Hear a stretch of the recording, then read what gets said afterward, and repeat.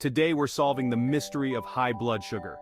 There's a lot of confusing information out there, but don't worry, I'm here to help you understand the facts. Think of me as your guide through the world of blood sugar. We'll sort out the truths from the lies. So grab your magnifying glasses and thinking caps, and let's solve the mystery of high blood sugar. Our first case file, folks. Does eating too much sugar cause diabetes? I love donuts, but blaming diabetes only on sugar is like blaming your dance moves on your shoes. Sure, sugar is involved, but there's more to it. Type 2 diabetes, the most common type, is complicated. It's a mix of genetics, lifestyle choices, and sugar. But sugar isn't the only cause, it's more like an accomplice, while genetics and lifestyle are the main culprits. Think of it this way. Imagine two people eating the same sugary treat. One might have a genetic risk for diabetes, the other might not. The one with the genetic risk might see their blood sugar spike more and struggle to lower it. So while we should watch our sugar intake, let's not blame the donut entirely. It's just being sugary. The key is understanding the bigger picture, and that's what we're here to do. Let's talk about type 1 diabetes. It's an autoimmune disease where the immune system attacks the body. Normally the immune system fights infections, but here it attacks the insulin-producing cells in the pancreas. It's like the immune system becomes a villain, attacking the body it's supposed to protect. Unlike type 2, which develops slowly, type 1 usually appears early in life, often in childhood or adolescence. It's like, surprise! You have a lifelong condition now. You have to manage it while dealing with school and growing up. But don't worry, young detectives.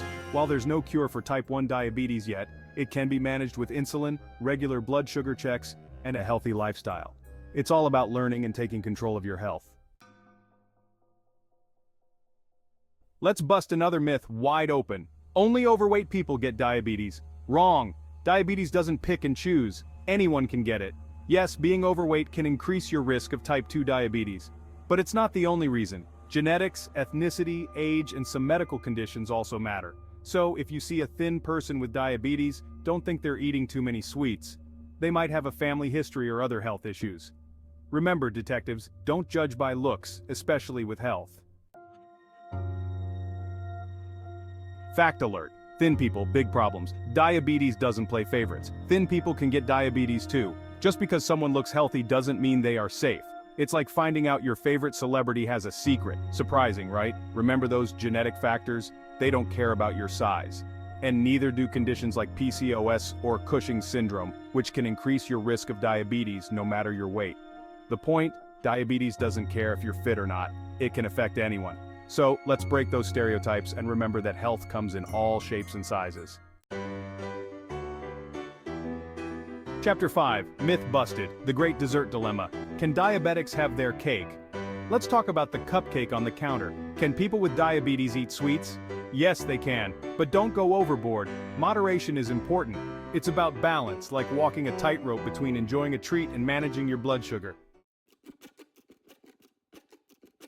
Fact attack. Sweet justice, diabetes and dessert can coexist. Having diabetes doesn't mean you can't enjoy desserts. It's about making smart choices and balancing enjoyment with blood sugar control. Think of it like this. You're in charge of your sugar intake. You decide how much sugar you consume. You have tools to help, like monitoring your blood sugar, picking healthier desserts, and balancing treats with exercise and a good diet.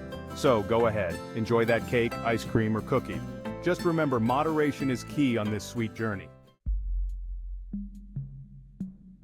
Chapter 7, Myth Busted, The Sugar Conspiracy. Is it really the root of all evil? We've talked about this before, but let's make it clear. Diabetes is not just caused by eating too much sugar. It's more complex than that, like trying to explain a confusing movie after having too many sugary drinks. Eating a lot of sugar can lead to weight gain and increase your risk of type 2 diabetes, but it's not the only reason. Remember those other factors we mentioned earlier, like genetics and lifestyle? They're the main players in this situation. Fact attack. The genetics and lifestyle tag team, understanding the real villains. Let's look at the real causes of diabetes, genetics, and lifestyle. These two work together like a team, increasing your risk. Genetics is your family history, passed down through generations like a recipe for diabetes. It's not fair, I know, but it's what we have. And then there's lifestyle, the choices we make every day that can increase or decrease our risk. Think lack of exercise, unhealthy eating, smoking. All the things your doctor warns you about but you ignore. Chapter 9. Myth-busted diabetes, not contagious, no need for a hazmat suit. Let's clear up one last myth. You can't catch diabetes from someone else. It's not like a cold or the flu. You can't get it from sharing a drink, a hug, or even a kiss. Diabetes is not contagious. It's not caused by a virus or bacteria. It's a metabolic disorder affecting how your body uses energy from food. So relax and ditch those hazmat suits. You won't need them here. Chapter 10. Fact attack, diabetes, it's personal, not shareable. Let's make this clear again, diabetes is not contagious. You can't catch it from someone else no matter how close you get. So if you know someone with diabetes, treat them the same as anyone else. Support them, understand their condition, and maybe share a healthy snack with them. Remember, moderation is key. Remember, detectives, knowledge is power. By knowing the facts about diabetes, we can help reduce stigma and support those living with it. Case closed, detectives. You've made it through the high blood sugar journey and come out on top. You've learned that eating too much sugar doesn't directly cause diabetes, but don't go overboard with sweets, that type 1 diabetes is an autoimmune disease, and that even thin people can get diabetes. Remember, knowledge is power, especially for your health. So, stay informed, stay curious, and keep asking questions. And always remember, if you're unsure about something, ask a healthcare professional. They're like the real-life detectives of the medical world, except they probably don't break the fourth wall as much as I do. Stay healthy, everyone.